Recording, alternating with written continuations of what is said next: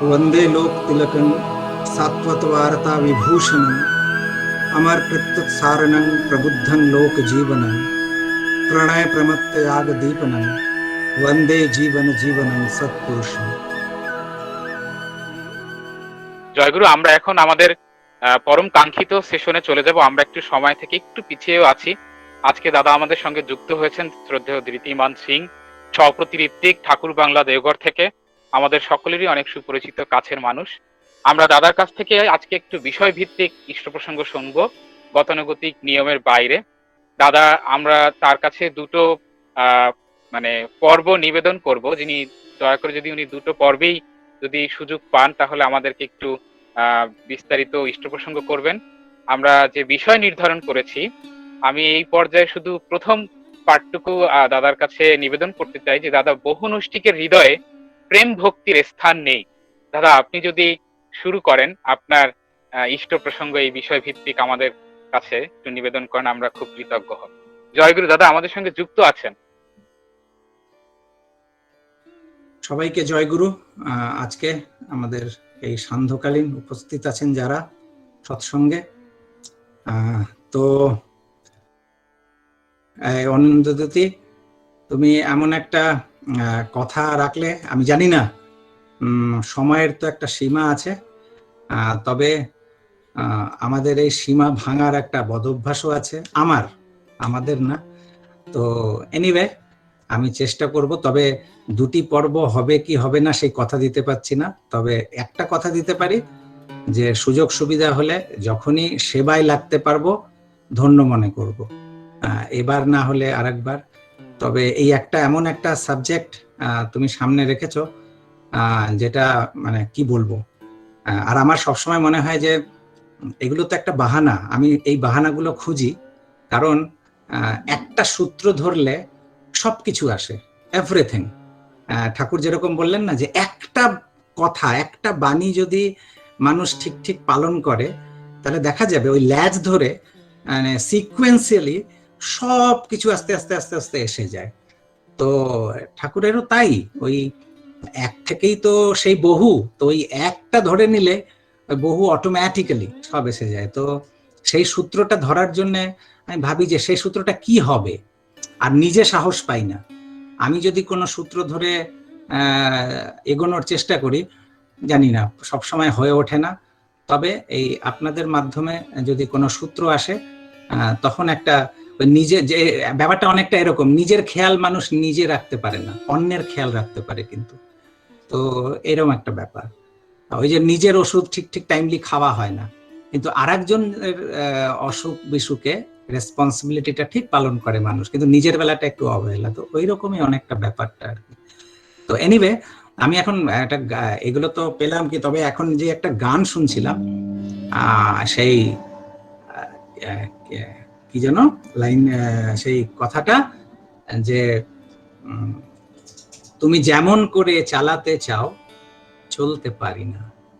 তো সত্যি তাই, যে পরম পুরুষ পরম পিতা তিনি ধরাধামে আসেন, আর একটাই তো দুঃখ নিয়ে যান উনি, মনে হয় সব প্রত্যেকবার একটাই দুঃখ নিয়ে যান, মানুষ পেলাম না। আর আসেন আবার সেই ইয়েতেই, আবার আসেন মানুষ মানুষ মানুষ।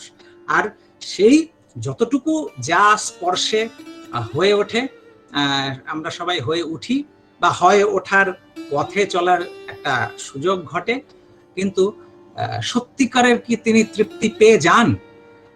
ইতিহাস বলছে যে যতবার তিনি এসেছেন, তার আশাটাই হচ্ছে একটা অমৃতময় জগতের জন্য, মানে একটা মরুভূমির মধ্যে এক পশলা বৃষ্টি হয়ে গেল, এবার এই জল যতদিন থাকবে ততদিন আবার শুষ্ক হবে, তখন আবার তিনি সেই অমৃত দেওয়ার জন্য আসেন।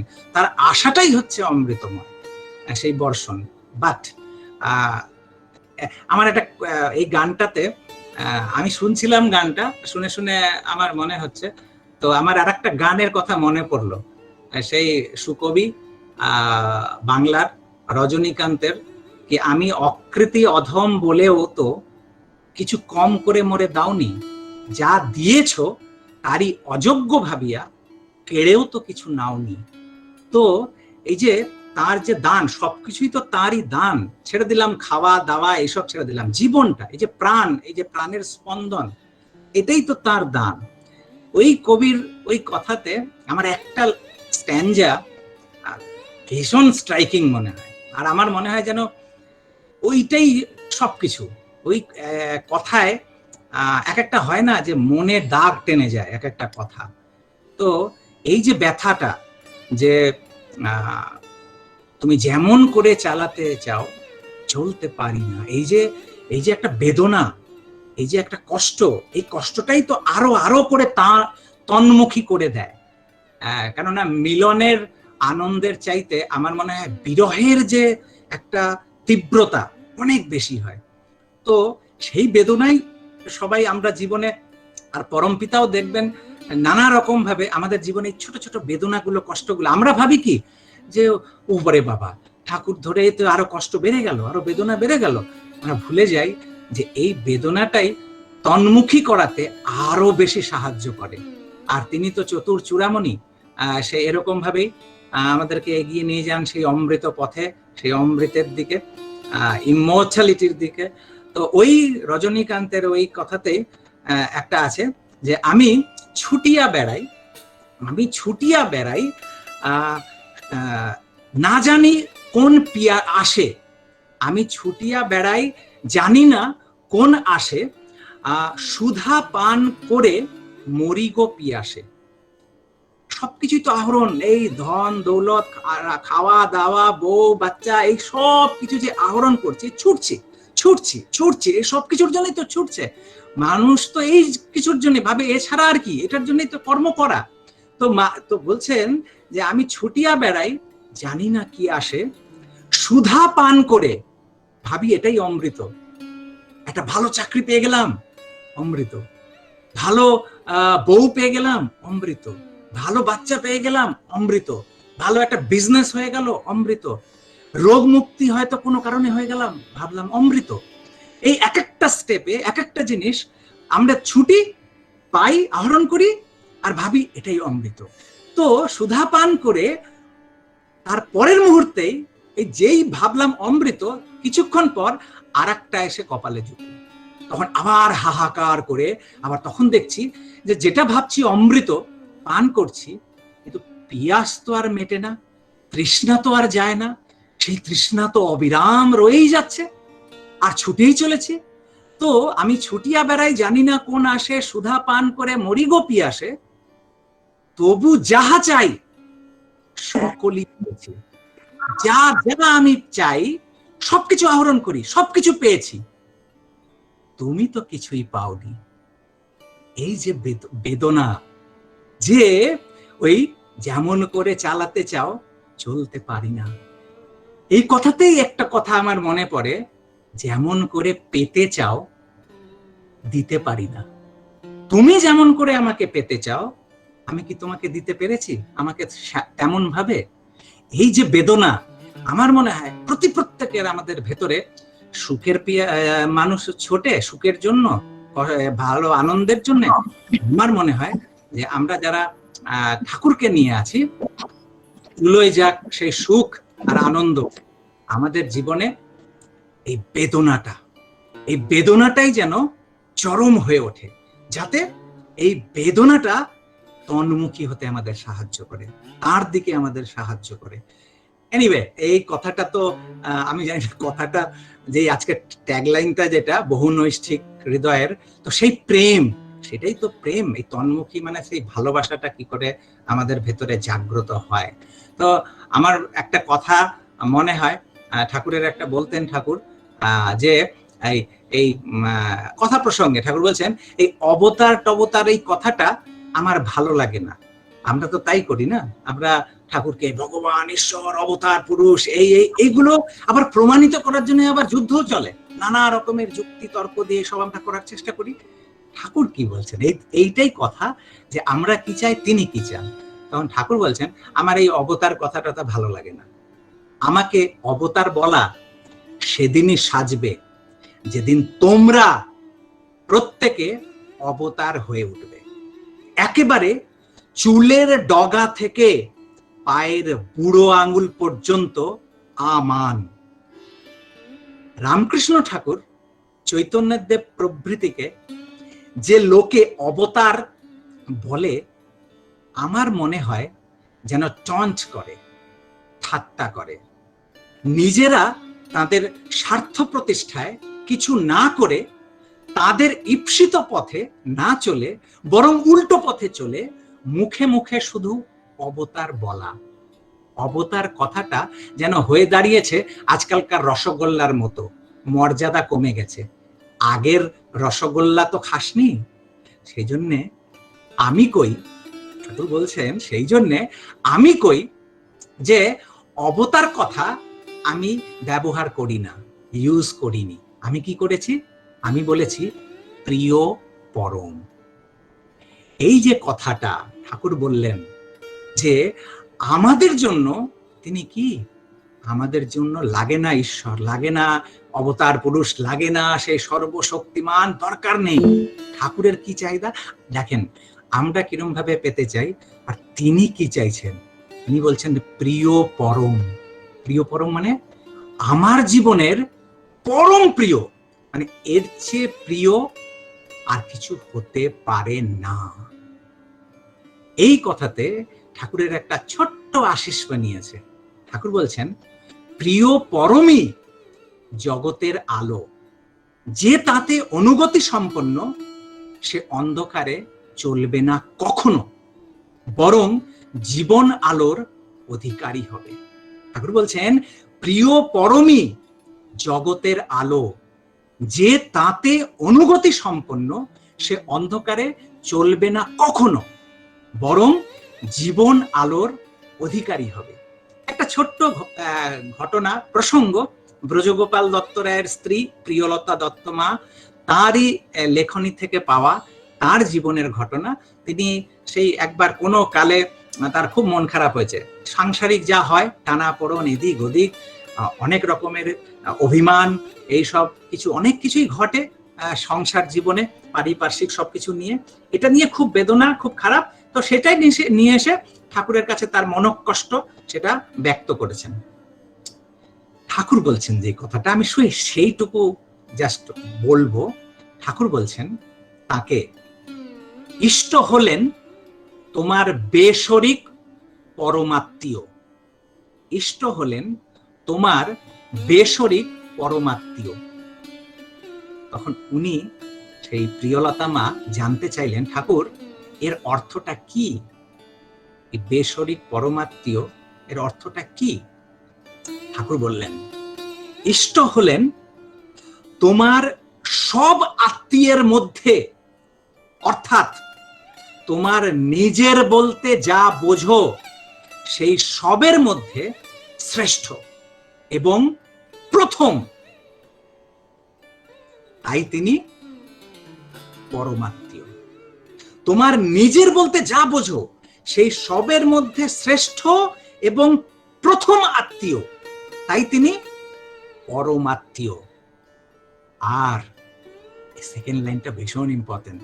ঠাকুর বলছেন আর ওই প্রথম স্থানে আর কেউ বা কোনো কিছু বসতে পারে না। ওই প্রথম স্থানে আর কেউ বা কোনো কিছু বসতে পারে না, তাই তিনি বেশরিক।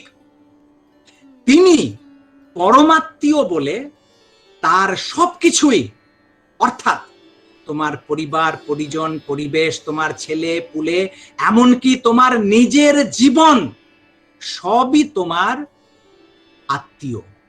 সবকিছুর জন্য, সব কিছুর জন্যই তোমার ভালোবাসা থাকবে, দায় দায়িত্ব থাকবে। কিন্তু কেন? তারা তোমার সেই পরমাত্মীয়ের মানুষ বা বস্তু বলেই, যে বা যতখানি তোমার পরমাত্মীয়ের, তারা ততখানি তোমার নিজের। এ না হলে কিন্তু কোথা থেকে দিয়ে যে সাবার হয়ে যাবে বুঝতেও পারবে না। এই একটা আমার মনে হয় জীবনের দিশা ঠাকুর ঠিক করে দিলেন সবকিছু থাকবে। এই সংসার ঠাকুর বলতেন যে উপভোগ করার জন্য আমাদের জীবন, ত্যাগের জন্য নয়। কিন্তু ত্যাগ করব কি? যেটা আমার পরমাত্মীয়ের না, যেটা আমার সেই প্রিয় পরমের না। ঠাকুর বলছেন এমনকি তোমার নিজের জীবনও তোমার না, সেই প্রিয় পরমের। তাই তোমার নিজের জীবনকেও ভালো রাখতে হবে, সমস্ত কিছু। এই একটা লাইন যে ঠাকুর ঠিক করে দিলেন, এই সেই গীতার কথা শ্রীকৃষ্ণ বলতেন এক ভক্তির বিশেষ্যতে, যে এক ভক্তি। এই যে ঠাকুর বলতেন যে একনিষ্ঠ না হলে, একের প্রতি নিষ্ঠা না হলে হয় না। ঠাকুর বলছেন বহু নৈষ্ঠিকতা মানে হয় কি, আমরা তো পার্ট পার্ট না, একটু আমারটা থাকলো, একটু আমার বউয়ের থাকলো, একটু বাচ্চার থাকলো, একটু এর থাকলো, একটু ওর থাকলো, সবকিছুর থেকে তারপরে কিছুটা ঠাকুরেরও থাকলো। মানে যাকে আমি প্রিয় পরম বলছি, যাকে পরমাত্মীয় বলে নেয়ার কথা, তার জন্য সে শেয়ার কিছুটা থাকলো। ঠাকুর বলছেন বহু নৈষ্ঠিকতা নিষ্ঠার ব্যভিচার ছাড়া আর কিছু না। ওকে নিষ্ঠা কয়ই না, ওকে বলেই না ওকে নিষ্ঠা। ঠাকুর বলছেন সবাইকে ভালোবাসো, শ্রদ্ধা করো, কিন্তু ডিভোশন, কনসেন্ট্রেশন ওই এক জায়গায়। কি বলছেন ঠাকুর? সবার প্রতি স্নেহ, মমতা, ভালোবাসা, শ্রদ্ধা, সেবা থাকবে, সবার জন্য থাকবে, কিন্তু ডিভোশন, ভক্তি আর ওই সুকেন্দ্রিকতা, কনসেন্ট্রেশন, কেন্দ্রীভূত যেখানে হতে হবে, 10টা জায়গায় কেন্দ্রীভূত হওয়া যায় না, এটা ওই এক জায়গায়।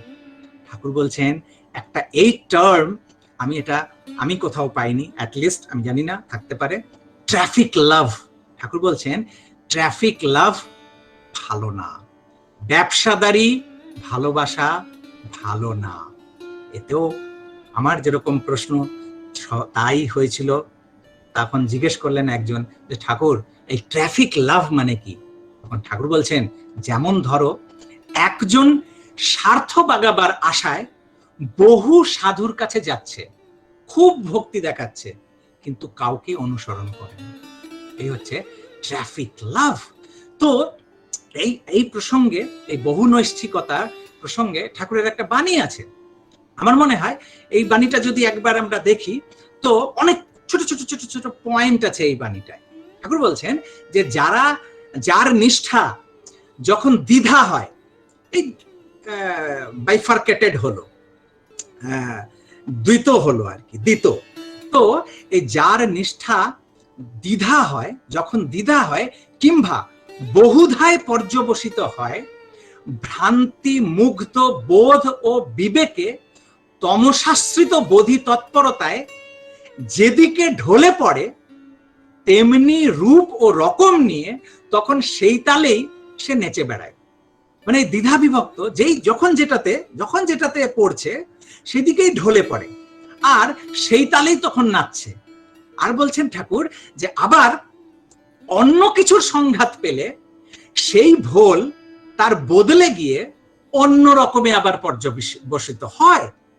ফল কথা তার বাস্তব বোধদৃষ্টি এমনতর রকমারি ভাবে অভিভূতি লাভ করে যাতে সে কমই জটিল বোধনাকে অতিক্রম করে সব যা কিছুকে সার্থক সঙ্গতিতে এনে একটা বৃহৎ সার্থকতার গুচ্ছ তৈরি করে নিতে পারে। আর এর ফল হয় কি, এই যে যখন এটাতে থাকছে এর মতন নেচে বেড়াচ্ছে, ওটাতে থাকছে ওর মতন নেচে বেড়াচ্ছে।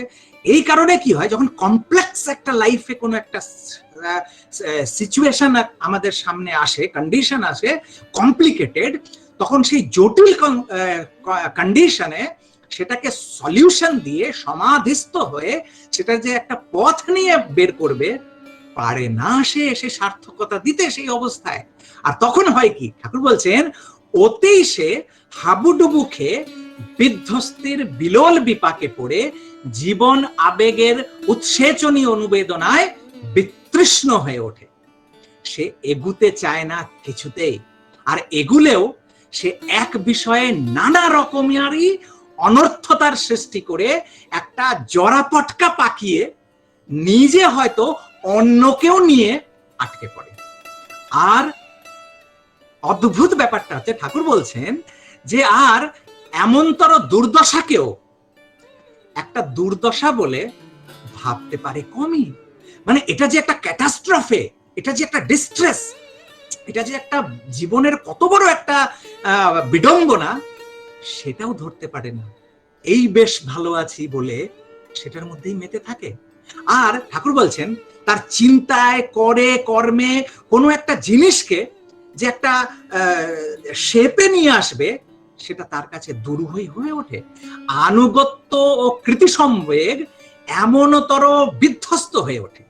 কথাবার্তা, আচার ব্যবহার, চাল চলনও তেমনি জটিল অভিদীপনায় চলতে থাকে। ফলে সে হয়ে দাঁড়ায় একটা বিকৃত, বিড়ম্বিত, বিধ্বস্ত হৃদয়ের জটিল ব্যক্তিত্ব। তাই ঠাকুর বলছেন যে মনে যেন থাকে সাবধান থাকো। একটা দিন ঠাকুরের এই কথা প্রসঙ্গে একদিন ঠাকুর বলছেন, 16 আনা না পেলে আমার তৃপ্তি হয় না, 16 আনা না পেলে আমার তৃপ্তি হয় না। কিন্তু মানুষ কিছুতেই তার 16 আনা আমাকে দিতে চায় না। 8 আনা হয়তো আমাকে দিয়েছে, আর 8 আনা আর একজনের জন্য রেখেছে। এতেও আমিও তৃপ্তি পাই না, আবার তারও উপভাগ হয় না। মানে দুটোই তো অর্ধেক অর্ধেক পাচ্ছে, পুরোটা কেউই পাচ্ছে না। তো ঠাকুর বলছেন যে এই পরম পুরুষের, মানে ঠাকুরের এই প্রত্যাশাটা কি? ফুল এক্সক্লুসিভ পজেশন চান উনি আমাদের। আর আমরা তো কিছুটা দিই তার মধ্যে ভাগ করে, এটা এইটুকু আমাদের কিছুটার মধ্যে থেকে ওইটুকু। আর তার কি চাহিদা? সমস্ত কিছু তার, আর তার কাছ থেকে যতটুকু আসে সেটাই প্রসাদ। তার মানে সমস্ত কিছু নিবেদন তাকে, আর ওই প্রসাদটা আমার। আর প্রসাদ যৎকিঞ্চিত হলেই প্রসিদ্ধ হয় দেহ, মন, প্রাণ সবকিছু।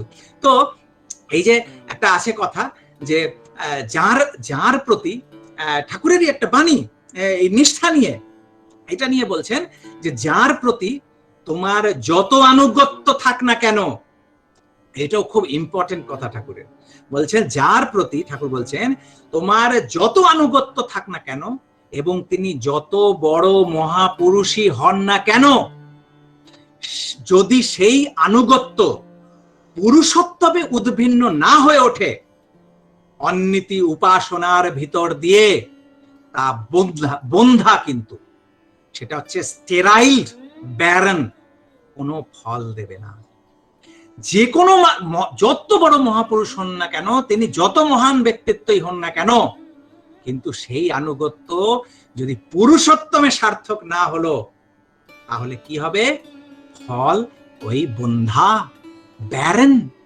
তো এইরকম অনেক কথা যেগুলো আসে কথায়। তো কয়েকটা বাণী আমার প্রচন্ড ভাবে মনে হয় যে ওই ঠাকুর বলতেন না, এই যে বলে ঠাকুরের বাণীগুলো পরপর সিরিজ কয়েকটা বাণী যা দিয়েছেন না, মানে আমার মনে হয় যে আমাদের চলনগুলো কখনো কখনো এমন হয়, সেই চলনে যেন চর, মানে কানমোলা। আর আমার তো ব্যক্তিগতভাবে আমার মনে হয় ঠাকুর এই কানমোলা, এই চর যেন প্রতিটা পদে তোমার কাছ থেকে পাই, যাতে ওই একটা মুহূর্তের প্রবৃত্তি শাসিত তো আমরা সবাই, ওই চিতায় ওঠা অব্দিও যে কোনো সময় স্খলনের চান্স আছে, যে কোনো সময় ওই চ্যুতির চান্স আছে, যেন সেই শেষ মুহূর্ত অব্দিও যেন সে তোমার ওই অনুশাসনের আগল যেন মিস না করতে পারি। তো ঠাকুর বলছেন যে বলে আমি অমুককে ভালোবাসি, সে কাউকেই ভালোবাসে কিনা সন্দেহ। যে বলে আমি অমুককে ভালোবাসি, সে কাউকেই ভালোবাসে কিনা সন্দেহ। আর যে বলে আমি অমুককে ভালোবাসি, সে ছাড়া আমার কোনো স্বার্থ নেই, এই হচ্ছে একনিষ্ঠা। ঠাকুর বলছেন যে বলে আমি অমুককে ভালোবাসি, সে ছাড়া আমার কোনো স্বার্থ নেই, সে তাকে ভালোবাসতেও পারে। সে দুনিয়াকে ভালোবাসলেও তার জন্য ভালোবাসে। ভালোবাসায় শরীক নাই। ঠাকুরের আরেকটা কথা, ভালোবাসা ভালোবাসে সবাইকে, কিন্তু তা প্রেয় প্রতিষ্ঠা অর্জনে, মানে ওই যে প্রিয় পরম যে জীবনে আছেন তার প্রতিষ্ঠার অর্জনে সে ভর দুনিয়াকে ভালোবাসবে, ভর দুনিয়ার পায়ে লুটিয়ে পড়বে, কিন্তু তার কারণ কি? সেই প্রিয় পরমকে প্রতিষ্ঠা করার জন্য। ঠাকুর বলছেন ভালোবাসা ভালোবাসে সবাইকে, কিন্তু তা শ্রেয় প্রতিষ্ঠা অর্জনে, প্রেয়ার্থকে উপচয় করবার জন্য। প্রিয়কে যে ভালোবাসে, ভালোবাসা তাতেই আনত হয়ে ওঠে। এই যে আমরা এই যে দাদাকে ভালোবাসি, বাবাই দাদাকে ভালোবাসি, আমাদের হয়তো আমাদের আশেপাশে এমন এমন বয়স্ক মানুষজন আছে ঠাকুরের সঙ্গ করা বা এখনো ঠাকুর প্রাণ, ঠাকুরকে নিয়ে পাগল, এইসব মানুষদের যে আমাদের ভালো লাগে। কেন ভালোবাসে? এই যে ভালোবাসা ভালোবাসে সবাইকে, কিন্তু তা প্রিয় প্রতিষ্ঠা অর্জনে, প্রিয়ার্থ উপচয় করার জন্য প্রিয়কে যে ভালোবাসে, ভালোবাসা তাতেই আনত হয়ে ওঠে। এই যে প্রিয়কে যারা ভালোবাসছেন, তাদের জীবনে প্রিয় প্রতিষ্ঠিত হয়ে আছেন, তাদের সেই প্রিয়ের প্রতি ভালোবাসার জন্য সেই ভালোবাসা তার প্রতি আনত হয়ে যায়। কিন্তু সেই আনতির কারণটা কি? সেই আনতির কারণ হচ্ছেন সেই প্রিয় পরম, যে তার ওই প্রিয় পরমের আনতি আমাকে তার প্রতিও আনত করে দেয়। এই যে আনতি, তার প্রতি কি? মোটেই না, সেই প্রিয় পরমের প্রতি। তাই ঠাকুর বলছেন যে প্রিয়কে যে ভালোবাসে, ভালোবাসা তাতেই আনত হয়ে ওঠে। কিন্তু আবার সাবধান বাণী শোনেন, ঠাকুর বলছেন কিন্তু প্রিয় যেখানে দ্বিত্ব লাভ করে, মানে ওই বাইফার্কেটেড দুই, প্রিয় যেখানে দ্বিত্ব লাভ করে সেখানে সে নারাজ, নিভে যায়। আর মানুষ ওই হিসেবেই বলে থাকে ভালোবাসা ঈর্ষা পরায়ণ। ঠাকুরের একটা সেই ঘটনা আছে, ঘটনাতে যাচ্ছি না, অনেক কথা বেড়ে যাবে। তবে একটা পরিস্থিতিতে ঠাকুরের যে নির্দেশ ছিল সেইটাকে অবহেলা করে তার বুদ্ধি দিয়ে, তার নিজস্ব স্কিল দিয়ে তিনি ট্রিটমেন্ট করার চেষ্টা করেছিলেন, আর তাতে প্রাণহানি ঘটেছিল। ঠাকুর যেই ব্যবস্থাটা দিয়েছিলেন তিনি সেটাকে অতটা গুরুত্ব দেননি। উনি তো নিজেই ডাক্তার, ভেবেছিলেন যে এরকম ভাবেই তো, এটার তো সিমটম গুলো দেখেছি, তাই আমি সেরকম ভাবে অ্যাপ্লাই করেছি মেডিসিন। তো ঠাকুরের কথাটা একটু উনি নেগলিজেন্স হয়েছিল, তার জন্য প্রাণহানি হয়েছিল। আর সেটা শুনে ঠাকুরের এত কষ্ট হয়েছিল, এত দুঃখ হয়েছিল। আর সেই কারণে ঠাকুর বলেছিলেন ইষ্ট শক্তির মাঝে যদি অন্য কোন শক্তি কাজ করে, তখন ইষ্ট শক্তি লজ্জায় মুখ ফিরিয়ে চলে যায়।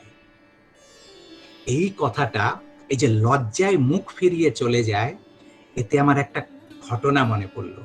কেষ্টদা তার জ্যেষ্ঠ পুত্র গুরুপ্রসন্ন ভট্টাচার্যকে, যাকে আমরা পণ্ডিতদা বলে সবাই জানেন, তো সেই পণ্ডিতদাকে, তখন উনি ইয়াং বয়স, বেশি বয়স না, তো তাকে বোঝাচ্ছেন যে শোন, ঠাকুরের আমাদের জন্য কেমন হয় জানিস? ঠাকুরের আমাদের জন্য কেমন হয় জানিস? একটা পুরুষ মানুষ যখন তার স্ত্রীকে ভালোবাসে, আর সেই স্ত্রী যখন অন্য কোনো পুরুষের দিকে চায় বা একটু বেশি নজর দেয়, তখন সেই পুরুষের মনে কি হয়? সব পুরুষ কিন্তু এটা বুঝতে পারবেন যে একটা স্বামী তার স্ত্রীকে যখন দেখে অন্য কোনো পুরুষের দিকে বেশি খেয়াল রাখছে, বেশি, তখন সেই পুরুষ সত্তা, সেই স্বামী সত্তার মনে এমন হয়, বলতে পারে না, কিন্তু লজ্জায় কিন্তু সেখান থেকে সরে আসে। আমাদের প্রত্যেকের জন্য ঠাকুরের ঠিক তাই হয়। আমরা যখনই তার চাইতে বেশি বা তার মতন, বেশি তো ছেড়ে দিলাম, তার মতনও যদি কাউকে চাই, কাউকে ভালোবাসি, তারও মনে ঠিক একই হয়, লজ্জায় সরে আসেন। তো এই যে ঠাকুরের, ওই জন্য ঠাকুরের একটা বাণী, পরম পিতাকে ভালোবাসো তোমার হৃদয়ের যা কিছু সবটুকু দিয়ে, ওই ভালোবাসার অংশীদার সৃষ্টি করতে যেও না, শেয়ার হোল্ডার করতে যেও না। ঠাকুর বলছেন ওই ভালোবাসার অংশীদার সৃষ্টি করতে যেও না, অমনতর করলে সর্বতভাবে তাতে নিয়ন্ত্রিত হয়ে উঠতে পারবে না। আর যাকেই ভালোবাসো না কেন তা যেন চিরদিন ওই তাঁরই জন্য হয়। এরকম আরো কত বাণী ঠাকুর বলছেন, যখনই কেউ বলে আমি একে ভালোবাসি খুব আর ওকেও খুবই ভালোবাসি, তখনই সে বলে দেয় আমি প্রয়োজনের জন্য অনেককেই ভালোবাসি, কারো ভালোবাসায় আমি উৎসর্জিত নইকো। আবার যখনই কেউ বলে আমি অমুককে ভালোবাসি, তার প্রিয় যারা তাদিগকেও আমার খুবই ভালো লাগে, দুনিয়ার যা কিছু তার প্রয়োজনীয় মঙ্গলকর সবই আমার প্রিয়, এমনতর একজনের জন্য বহুকে ভালোবাসা এটাই সম্ভব এবং স্বাভাবিক। ঠাকুর বলছেন এই যাই হোক, বাণী তো আমার অনেক কথা আছে, অনেক অনেক বাণী আছে ঠাকুরের এরকম ভাবে। তবে ওই একদিন ঠাকুর একদিন আফসোস করে করে একটা দিন বলছেন ঠাকুর কি না, রুপিয়া সব কই মাংতা, তারপরে নিজের দিকে ইশারা করে দেখিয়ে এরকম ভাবে বলছেন রুপিয়া সব কুছ মাংতা পর রূপ কই নেই মাংতা। নিজের দিকে বলছেন মানে পয়সা করি, আর এই রুপিয়া সব কুছ মাংতা মানে শুধু টাকা নয়, শুধু অর্থ নয়, এই অর্থ মান যশ খ্যাতি প্রতিপত্তি সবকিছু, এভরিথিং, সবকিছু চায়। কিন্তু ঠাকুর বলছেন যে মানুষ কিন্তু ছুটে বেড়ায় এইসবের আশায়, সবকিছু এই চাই ওই চাই। ইভেন এমনকি এই তপ সাধনা, বড় বড় সন্ত মহাত্মা তপস্বী, এদেরও চাহিদা যদি দেখা হয়, কি চাহিদা থাকে, এই পুণ্য হবে বা আমাদের সাধন পথে যেন একটা উপলব্ধি লাভ করতে পারি, সাধনার পথে যেন এইগুলোই চাহিদা থাকে। তো ঈশ্বরকে পাওয়ার জন্য মানুষ কত কঠিন কঠিন সাধনা করে, কত রূপ ধন নাম ধ্যান এই সবকিছু চায়, এই সবকিছু তার দরবারে এসেও আমরা তো এই সবকিছুই চাই। তার কাছে এসে কি চাই? তো সেই আরেকটা কবির আরেকটা সেই গান টক টক করে এইগুলো চলে আসে। কি বলছেন সেই কবি, ওরা চাহিতে জানে না দয়াময়। আর এটা শুধু সাংসারিক মানুষের জন্য নয়, যারা সো কল তথাকথিত সেই সাধন ভজনেই আছেন, ওই ঈশ্বরের পথেও আছেন, কিন্তু তাদের জীবনেও সেই ঈশ্বরের রূপে কেউ প্রিয় পরম বলে কি কোনো আছেন পুরুষোত্তম সদ্গুরু? দেখার ব্যাপার আছে। ওই প্রিয় পরমের মতন কেউ তার জীবনে আছেন কিনা, যদি না থাকেন তাহলে ওই চাওয়াটাও, ওই হনুমানের সেই চাওয়া রামের সাথে যখন দেখা হলো, সমস্ত তার বেদ, তার ওই সময় একটা দ্রাবিড়িয়ান ব্রাহ্মণ ছিলেন হনুমান, সমস্ত বেদ শাস্ত্র তার কণ্ঠাগত ছিল, তার মতন ওই সময় বেদজ্ঞ আর কেউ ছিলেন না ওই রাজ্যে। কিন্তু রামের সঙ্গে যখন দেখা হয়, বয়স ছিল 70-80, মানে সিনিয়র সিটিজেন, সমস্ত উপলব্ধি তার হয়ে গেছে। কিন্তু যখন রামের সাথে দেখা হলো, সেই সঙ্গ দৃষ্টি শুদ্ধি বিশ্বাস নির্বিচারিতা প্রেম আত্মসমর্পণ যখন হয়ে গেল, সব বেদ শাস্ত্র সব পেছনে ছেড়ে গেল, আর কি গেয়ে উঠলেন, আমি বেদ বিধি ছাড়ি বেদনা হারি হরি নাম সদা গাইরে। আর ওই কি ধর্ম অর্থ কাম মোক্ষের মুখে ছাইরে, সমস্ত কিছু পেছনে থেকে গেল, কোন পুণ্য নাই, কিচ্ছু নাই। সেই রামের প্রীতির জন্য চুরি করলেন, ফাঁকি দিলেন, চিটিং করলেন, সবকিছু করলেন, লঙ্কা পুড়িয়ে দিলেন। কোন বেদজ্ঞ মানুষ, কোন শাস্ত্রজ্ঞ মানুষকে যদি বলা হয় তুমি চুরি করো, তো হে বলবে পালাও, আমাকে বলছো চুরি করতে, আমার এতদিনের সাধনা তুমি নষ্ট করে দেবে, তুমি বলছো আমাকে মিথ্যে কথা বলতে, আমার এতদিনের সাধনা নষ্ট করে দেবে। হনুমান এই 70-80 বছরের সমস্ত সাধনা সমস্ত কিছু ঢেলে দিলেন রামের চরণে। যখন দেখা হলো, প্রেম হলো, আত্মসমর্পণ হলো, সব সাধনা তখন তার চরণে, তাকে তৃপ্তি করার জন্য প্রিয় পরম হয়ে উঠলেন সেই ঈশ্বর। জীবন পাল্টে গেল। আমরা যে হনুমানকে আজকে ঘরে ঘরে পুজো করি, সেটা কিন্তু এই 70-80 বছরের জীবনের করি না। আফটার 70-80 বছরের পর যখন রামের সাথে যেই দেখা, যেই হনুমানের হলো, সেই হনুমানের আজকে ঘরে ঘরে পুজো হয়। তো এই যে কথাটা, ওরা চাহিতে জানে না দয়াময়, এই চাওয়াটাই তো ঠাকুর শেখালেন যে কি চাইতে হয়। ওরা চায় ধন জন আয়ু আরোগ্য বিজয়, আর কিচ্ছু না। তো এই যে চাইতে জানে না, তো সেটাই আমার মনে হয় যে আমরা সবাই এই যে চলছি, ঠাকুর তো চাওয়াটা শেখালেন কি করে চাইতে হয়। ঠাকুরের জীবনের ঘটনা অনেক কথা আজকে এই সময় মনে পড়ে। এই ঠাকুরের কাছে অনেকে এসে এই নানা রকমের কিছু চাইতো। আশ্রমিক, আপনারা যারা ঠাকুরের জীবনী থেকে জানেন যে ঠাকুরের কাছে অনেক কিছু চাইতো আশ্রমিক। আর চাইতো যে তার মধ্যে দুস্থ মানুষ ছিল না তা না, দুস্থও ছিল। আবার অনেকে অনেক রকম থাকা সত্ত্বেও ওই ঠাকুরের কাছে গেলেই পাওয়া যাবে, এই লোভেও অনেক কিছু চাইতো। আর ঠাকুর ভিক্ষা করে করে সবার পূরণ করে দিতেন। কিন্তু তো যাদের, এমনকি যাদের প্রচুর আছে তাদেরকেও ঠাকুর দিয়ে দিতেন। আর উল্টোটা, এমন এমন অনেক মানুষ ছিল যাদের হয়তো একেবারে কপর্তক শূন্য, কিছুই নাই, খুব কষ্টে জীবন যাপন করছে, তাদের দিকে ঠাকুর চাইতেনও না। আর তাদের কোনো চাহিদাও ছিল না যে ঠাকুর দেবেন, ঠাকুরের কাছ থেকে কিছু আশা থাকছিল না। কিন্তু তারা দেখে মনে হতো সত্যি সত্যি দুস্থ, তার প্রয়োজন আছে, ঠাকুর সেদিকে চাইতেনও না, দেখতেনও না। আর যাদের আছে তাদেরকে আরো আরো দিতেন। তো এই যে এই ব্যাপারটা অনেকের সেই সময় একটু খটকাও লাগতো যে এইটা আবার কি এমন ঠাকুরের এরকম ব্যবস্থা যে ওর তো প্রয়োজন আছে, ওকে তো দিলে তাও কাজে লাগবে, ওই যে যাকে ঠাকুর দিচ্ছেন ও আবার ওই জিনিসটাই বিক্রি করে আবার টাকা ঘরে ঢুকাবে। আর তাই হতো, ঠাকুরের কাছ থেকে কাপড় নতুন নিয়ে আবার যেই দোকান থেকে আসতো সেই দোকানেই আবার বিক্রি করে টাকা নিয়ে যেত। এরকমও বহু মানুষ ছিল। ঠাকুর কিন্তু সব জানতেন, তবুও ঠাকুর তাদের সবকিছু যেতেন। আর এদিকে পেট ভরাও যাদের দায় তাদের দিকে ঠাকুর চাইতেন না, তারাও কিন্তু ঠাকুরের কাছ থেকে কোনো আশা রাখতো না। এই প্রসঙ্গে সেই কথা, সেই ঘটনা, পুরাণের ঘটনা, শ্রীহরি সেই নারদকে নিয়ে ছদ্মবেশে বেরিয়েছেন সেই দেখতে, দেখি ভক্তগণ কোথায় কি আছে। আর একটা ধনী মানুষের যখন গেটে গেছেন, দারবান আটকে দিয়েছে, ঢুকতে দেয়নি। আর তো পাল্টে নিয়েছেন ভেষ দুইজনেই ছদ্মবেশে, তো ঢুকতে দেয়নি, ঢুকতেই দিল না। ওই সেই ধনবান ব্যক্তি, সে সবকিছু প্রতিপত্তি আছে, তাকে গেটে ঢুকতে দিল না দুইজন মানুষকে।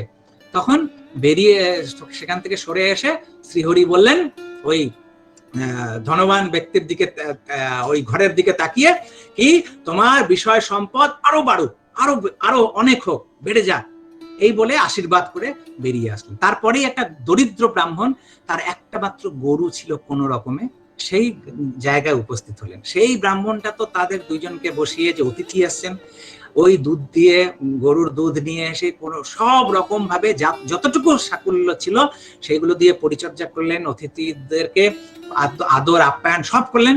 আসার সময় হরি বললেন, কি বললেন শ্রীহরি, ওই তোমার গরুটা মরুক, এই আশীর্বাদ দিয়েছিলেন। নারদ তো একেবারে সেই যে কি হলো প্রভু, যার সমস্ত কিছু ছিল তাকে তুমি এরকম ভাবে ইয়ে করলে, দিয়ে দিলে আরো, আর যার যত একটা মাত্র সম্পদ ছিল সেটাও কেড়ে নিলে, তুমি এরম কি করে করলে? তখন ঠাকুর বলছে, মানে ওই শ্রীহরি বলছেন যে ওর এখনো অনেক ভোগান্তি বাকি আছে, ওর ভোগের আরো অনেক কিছু বাকি আছে, তাই ওকে আরো দিলাম, আরো ভোগ করুক। আর এর সবকিছু শেষ হয়ে গেছে, একটা শুধু ওই গরু ওই সূত্রতে আটকে আছে, এইটা শেষ হলেই তার মুক্তি, সেই পরম ঈশ্বরে সে মিলিত হবে, সেই পরম ঐশ্বর্যকে পাবে, তাই ওটা মুক্তি লাভ করলেন। ওই যে করে আমার আশ তার করি সর্বনাশ। তো এই ঠাকুরও এই প্রসঙ্গে বলতেন যে আমি তাকে দিই আমার উপরে যার টান কম। ভেবে দেখলে হয়, কিন্তু আমরা অনেক সময় ঠাকুরের কথাটাকে সার্টিফিকেট নিই, তো যে ঠাকুর বলেছেন ওকে খুব ভালো, খুব ভালো। ঠাকুর বলতেন যে আমি কাউকে কোনো কিছু বললে তার মানে আমি তাকে সেই রূপে পেতে চাই। তার মানে আমাকে ঠাকুর বললেন যে বাহ ধৃতিমান, এ তো খুব ভালো মানুষ, আমার কিন্তু দায় বেড়ে গেল, এটা আমি খুব ভালো মানুষ না, আমাকে ঠাকুর অনুশাসন দিলেন, তোমার কাছে আমার এই আশা, তুমি যাতে ভালো মানুষ হও। ঠাকুর বলছেন আমি তাকে দিই আমার উপরে যার টান কম, আর যার অন্তরে আমি আছি তাকে কিছু দরকার নেই দেবার। পরম পিতার দয়ায় তার অভাব থাকে না কিছু, কারণ যাকে পেলে যার পাওয়ার আর যাকে পেলে আর পাওয়ার কিচ্ছু থাকে না, তো তাকেই পেয়ে গেছে, আর কি। তো এই প্রসঙ্গে আমার একটা বাবার জীবনের একটা ঘটনা আছে, অনেকে জানেন আর অনেকে হয়তো জানেন না, তবে আমি আবার বারবার করে আমার ওই ঘটনাটা আবার স্মৃতিচারণ করতে ইচ্ছা করে যতবার পারি। বাবা তো 53 নাগাদ বাবার দীক্ষা হয়, 53তে, তারপরে ওই 55-56তে তারপরে ঠাকুরেরই আদেশে ঠাকুর চাইছিলেন কিছু মানুষ, ইয়াং ছেলে যারা ঠাকুরের কাছেই থাকবে, কোনো রকমের পেচ টান থাকবে না, খাবার পেলে খাবে, না পাওয়ার পেলে খাবে না, বস্ত্র পেলে পড়বে, নালে পড়বে না, কোনো রকমের কোনো টান থাকবে না, আর ঠাকুরের আদেশে 24 ঘন্টা অ্যাট হিজ সার্ভিস, আর এরকম। তো তার মধ্যেই সেই একজন নিবেদন করেছিলেন, বাবাকে বলেছিলেন যে এরকম ঠাকুর খুঁজছেন কিছু ইয়াং মানুষ, তো তুমি কি হবে?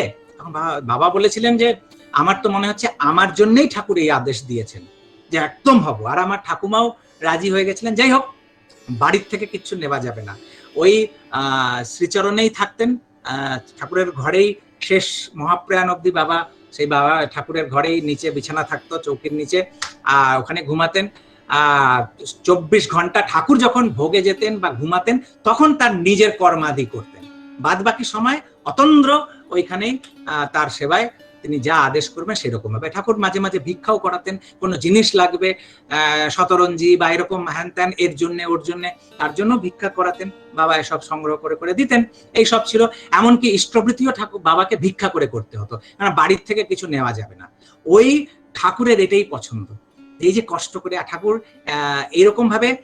একদিন এরকম বর্দার সামনে এরকম কথা হচ্ছিল, তখন বলছেন যে এই যে এরা আমার কাছে এত কষ্ট করে থাকে, ভিক্ষা করে, ইষ্টভৃতি করে, আর এত সব কষ্ট করেও যে এখানে থাকে, আমার কিন্তু এটা খুব ভালো লাগে। তো ওই কথাগুলো শুনে বাবার আরো প্রেরণা মনে হতো, মনে প্রাণের সঞ্চার হতো। তো এরকমই একটা ঘটনা, যে বাবা তো ভিক্ষা করেই চলতো, তো উৎসবের সময় কোনো একটা উৎসব গেছে, বাইরের থেকে যারা দাদারা আসতেন তারা বাবাকে চিনতেন বা দেখতেন যে হ্যাঁ ঠাকুরের সেবায় আছেন, তারা কিছু না কিছু অর্ঘ্য বাবার হাতে দিয়ে যেতেন, যে আপনি তো ঠাকুরের চরণেই আছেন, আপনার তো কোনো খরচ টরচ এগুলো লাগে, তো আপনাকে দিচ্ছি, মানে ঠাকুরেরই সেবা আমি মনে করি, ঠাকুরকেই দিচ্ছি, আপনার কাজে যদি লাগতে পারে, তো মানে প্রত্যক্ষভাবে তো ঠাকুরকে কিছু করতে পারছি না, আপনি সেবায় আছেন, আপনাকে দিলেও আমার সেটাই সার্থক হবে। এরকম ভাবে অনেক কথা বলে টলে তারা বাবার হাতে কিছু না কিছু দিয়ে যেতেন।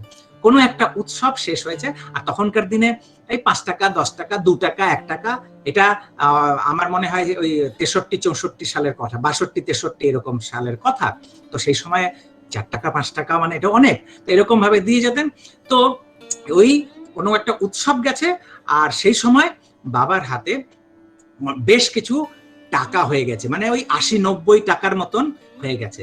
বাবা একটা রুমালে বেঁধে, আর ঠিক পার্লার ঠাকুরের ঘরের পেছনে ওই কাঠের ঘর, যেটা এখন ল্যাবরেটরি এটা হয়েছে, ওটা বাবার জন্যই ঠাকুর ওটা তৈরি করেছিলেন। একটা যাজন চৌকি ছিল এদিকে হরিনন্দনদার জন্য, আর এইটা পরবর্তীকালে তৈরি হয়েছিল, তো বাবা ওই ঘরে থাকতেন। তো ওইখানেই তার ছোট্ট একটা সিন্দুক, মানে বাক্স, তার মধ্যে ওই রুমালে বাঁধা ওই পুটলি টাকা 90 টাকার মতন হয়েছে।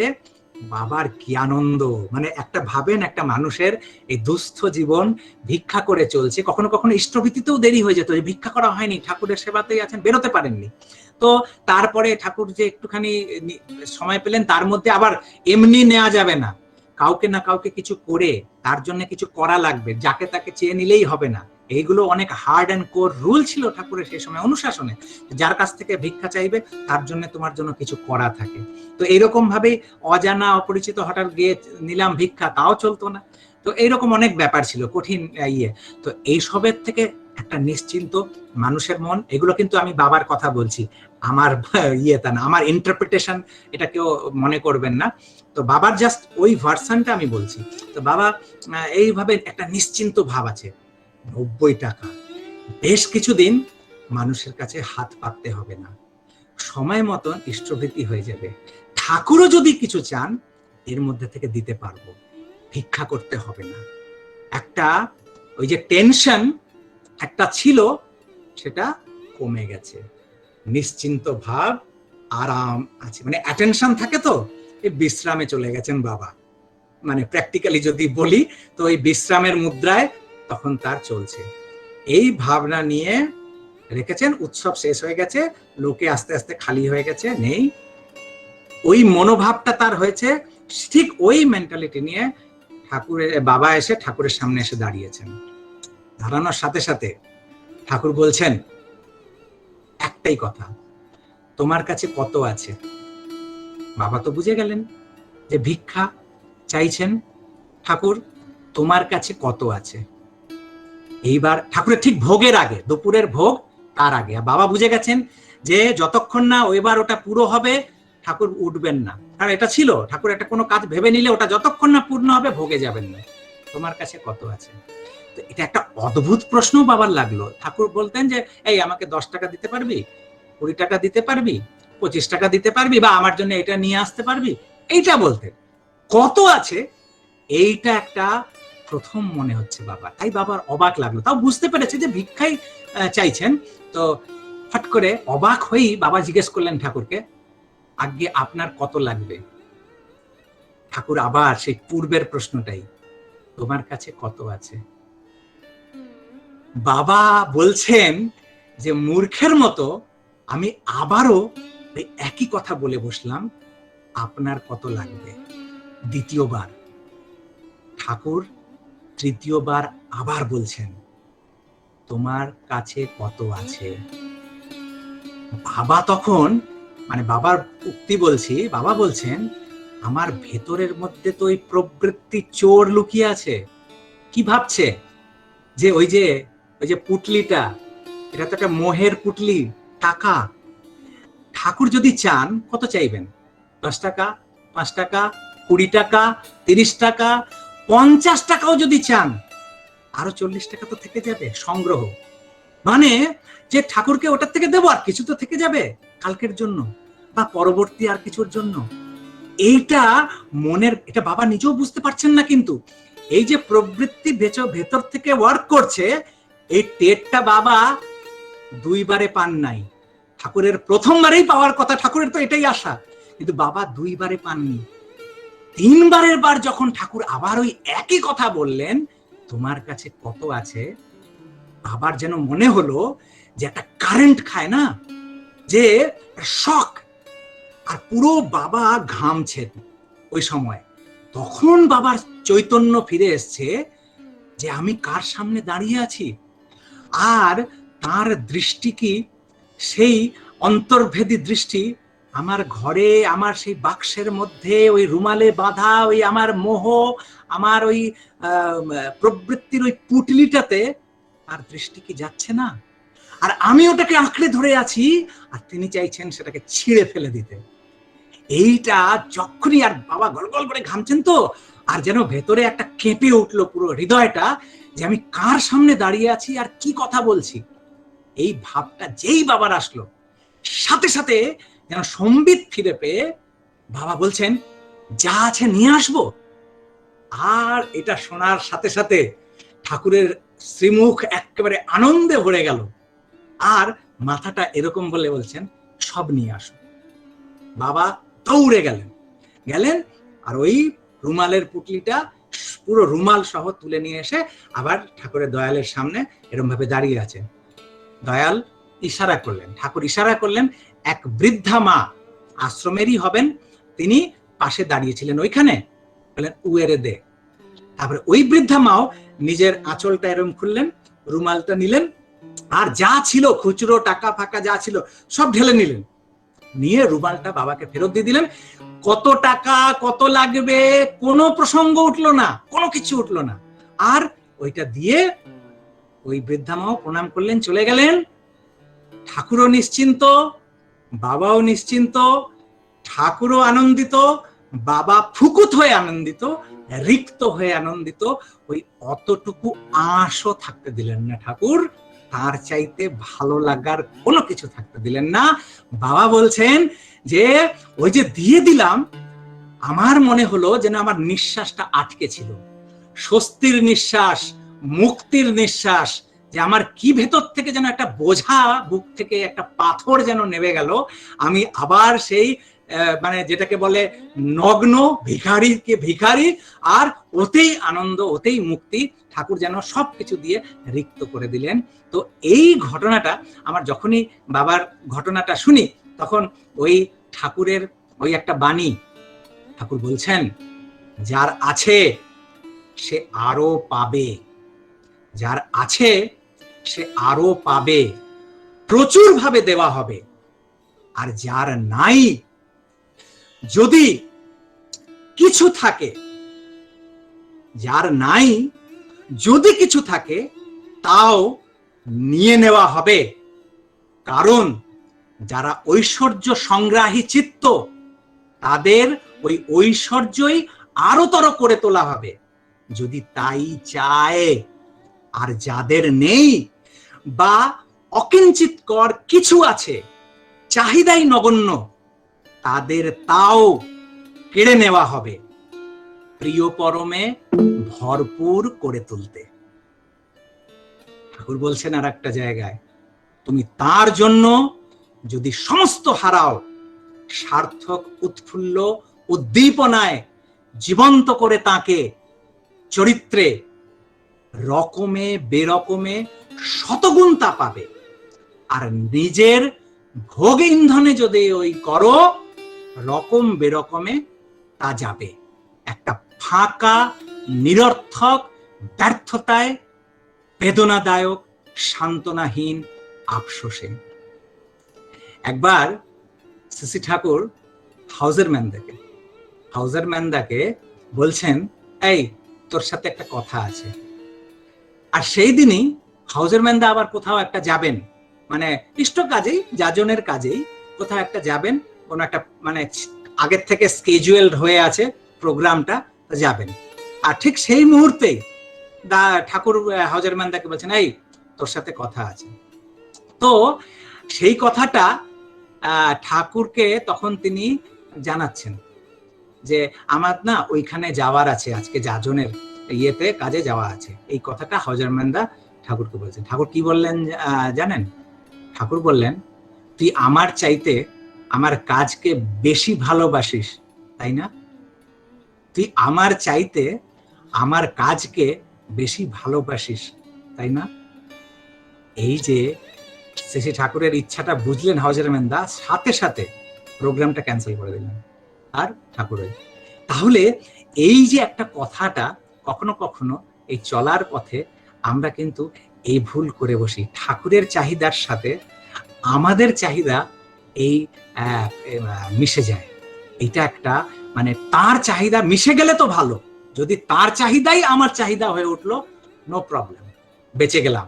কিন্তু তার চাহিদাও আছে, আবার মাঝে মাঝে আমার চাহিদাও ওটার সাথে যুক্ত করে দিচ্ছি, এইটাই তখন মুশকিল হয়ে যায়। এই ছোট্ট একটা, ওই যে বললেন না যে ভগবান আমাদের বাঁচাতে পারেন না, ভগবানের উপর আমাদের যে টান, ওই টানটাই আমাকে বাঁচায়। এই টান কেমনতর টান, সেই টানটাই তো ওই রামকৃষ্ণদেবের কথা বলতেন ঠাকুর, এটাও যে রামকৃষ্ণদেবের সেই কথা কি আছে, যে রাধাকৃষ্ণ মানো না মানো, কৃষ্ণের প্রতি রাধার টানটুকুটা নিয়ে, তুমি রাধাকৃষ্ণ মানো কি না মানো, কিন্তু কৃষ্ণের প্রতি যে রাধার যে টানটা ছিল, সেই টানটা।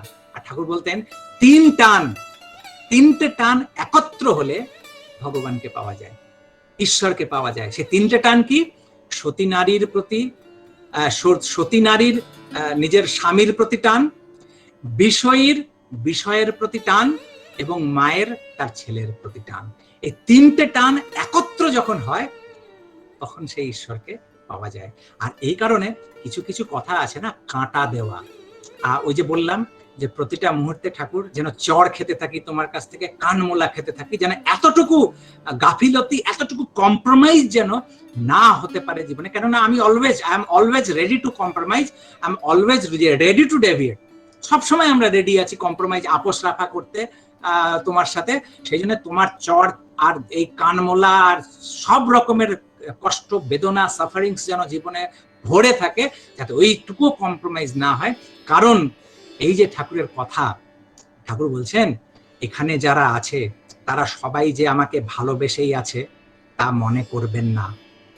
এমন মানুষের অভাব নাই যারা ভগবান বলে প্রচার তো করে, কিন্তু স্বার্থে এবং অভিমানে আঘাত লাগলে তৎক্ষণাৎ আমার ইন্টারেস্টকে স্যাক্রিফাইস করে দিতে পারে। যারা প্রবৃত্তির বশে হামেশাই আমার ইন্টারেস্ট স্যাক্রিফাইস করে, বুঝবেন তারা যে কোনো সময় আমাকেও অস্বীকার করে দিতে পারে, ত্যাগ করে দিতে পারে। কথাগুলি কঠোর মনে হতে পারে, কিন্তু আসল ব্যাপারটা এই, ঘরে পোষা ময়নার প্রতিও মানুষের যেরকম প্রীতি ও মমতা হয়, আজীবন যজন যাজন ইষ্টভৃতি করেও অনেকের ইষ্টের প্রতি সেই প্রীতি মমতা হয় না। তাই প্রত্যেকটি চাল চলন হয় কৃত্রিম। লাস্ট একটা কথা, আমি জানি না সময়ের কি হিসেব অনিন্দ্যতে তুমি রেখেছো, তবে একটা কথা লাস্টে যেটা আমার বারবার করে আমার মনে হয় যে প্রাতঃ স্মরণীয় কথা, সব সময় এইটা যেন মাথায় রাখতে পারি। ঠাকুর বলছেন, ওই আমরা যেই জায়গা থেকে শুরু করেছিলাম বহু নৈষ্ঠিকতা, সেই একনিষ্ঠা, ওই একনিষ্ঠা আর ওই একনিষ্ঠা কি একনিষ্ঠা? ঠাকুর বলছেন, ইষ্টকে বাদ দিয়ে যাকে বড় করে তুলবে তুমি তোমার জীবনে, এই আসক্তি তোমাকে ধ্বংস করে দেবে। ইষ্টকে বাদ দিয়ে যাকেই বড় করে তুলবে তুমি তোমার জীবনে, এই আসক্তি তোমাকে ধ্বংস করে দেবে। আর তিনি যদি না থাকেন, এই তার বিয়োগ তোমার বুকে শেলের মতো লাগবে। তোমার জীবনে এমন কেউ থাকবে না যাকে আঁকড়ে ধরে তুমি সেই শোক সামলে নিতে পারো। এক কথায়, ইষ্টকে গৌণ করে অন্য কিছু যদি মুখ্য করে চলো, তবে মন্দ পরিণতি, অকাট্য কোন কর্তব্য তোমাকে ঠেকাতে পারবে না, রেহাই পাবে না তুমি কিছুতেই। লাস্ট একটা বাণী ঠাকুরের, ঈশ্বর প্রকৃতি বা উৎস প্রকৃতি আচার্য বিভূতিতে, মানে সেই ঈশ্বর, সেই উৎস, সেই সোর্স, তিনি যখন নররূপে, যখন জীবোদ্ধারী হয়ে যখন আসেন, আবির্ভূত হন, তখন সেই আচার্য পুরুষোত্তম রূপে আবির্ভূত হন। তাই আচার্য বিভূতি মানে ওই আচরণের দ্বারা আমাকে সেই ঈশ্বরের তত্ত্বটা বোঝান, যে হিউম্যান লাইফের গন্তব্যটা যে ঈশ্বর, সেটা কেমন ভাবে। তো সেই জন্যে তিনি আচরণ করার জন্যে, বিভূতি মানে হচ্ছে ধারণ করেন, তিনি হন। তো সেই ঈশ্বর প্রকৃতি বা উৎস প্রকৃতি আচার্য বিভূতিতে মুখ ভাষায় বলেন, আমাকে ছাড়া কাউকে ভালোবেসো না, এতে হৃদয়ে ব্যথা লাগে। আমাকে নিয়ে সবাইকে ভালোবাসো, পরিচর্যা করো, পরিবর্ধন করো। যাই হোক, অনিন্দ্যদূতি, আমি জানি না সময় আছে না, আমি সব শেষ করে দিয়েছি। আপনি অনেকটাই সূত্র ধরে নিয়ে এসেছেন, একদমই আপনিও চলে এসেছেন দরজায় বলা চলে। এই যে যে শেষটা যেখানে করলেন, যিনি মানে ঠাকুরকে, মানে আমাদের যে ইষ্ট গুরু, এই তাকে নিয়েই যে আমাদের সবটা পাওয়া, সবগুলো তাকে নিয়ে নয়, তাকে নিয়ে সবকিছু, অর্থাৎ এক সূত্র ধরে সব দিকে। তো সেরকমই একটা ঠাকুরের যে বাণী, যে ইষ্ট গুরু পুরুষোত্তম প্রতীক গুরু বংশধর, রেত শরীরে সুপ্ত থেকে জ্যান্ত তিনি নিরন্তর। শুধু এতটুকু যদি একটু জানতে পারতাম যে দাদা, এখানে দুটো শব্দ, একটা হচ্ছে ইষ্ট গুরু আর একটা হচ্ছে প্রতীক গুরু। কথাটা যেরকম, আমি যদিও অনিন্দ্যদূতি তুমি আমার কনিষ্ঠ, বয়সে ছোট, তবুও তোমার কাছ থেকে এক ধরনের ক্ষমা চেয়ে নিয়েই আমি বলবো।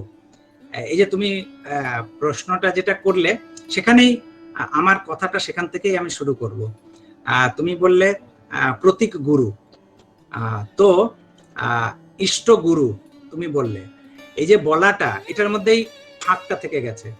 বাণীটা অ্যাকচুয়ালি, এগুলো ক্লিয়ার হয়ে যাওয়া দরকার, তখন সমস্ত কিছু ক্লিয়ার হয়ে যাবে। বাণীটা হচ্ছে ইষ্ট গুরু পুরুষোত্তম, প্রতীক গুরু বংশধর। গুরু পুরুষোত্তমের মাঝখানে একটা ছোট হাইফেন, আর গুরু বংশধর এটা হচ্ছে মাঝখানে হাইফেন। তার মানে এটা যদি এক্সপ্লেইন করে যদি বলি, তাহলে ইষ্ট হলেন গুরু পুরুষোত্তম। মানে আমার জীবনে ইষ্ট কে? আমার জীবনে ইষ্ট কে? আমার জীবনে ইষ্ট কে? গুরু পুরুষোত্তম, গুরু পুরুষোত্তম আর গুরু পুরুষোত্তম। সেই গুরু পুরুষোত্তমের প্রতীক কে? প্রতীক মানে কি? প্রতীক মানে যাকে দেখলে আসলটা মনে পড়ে।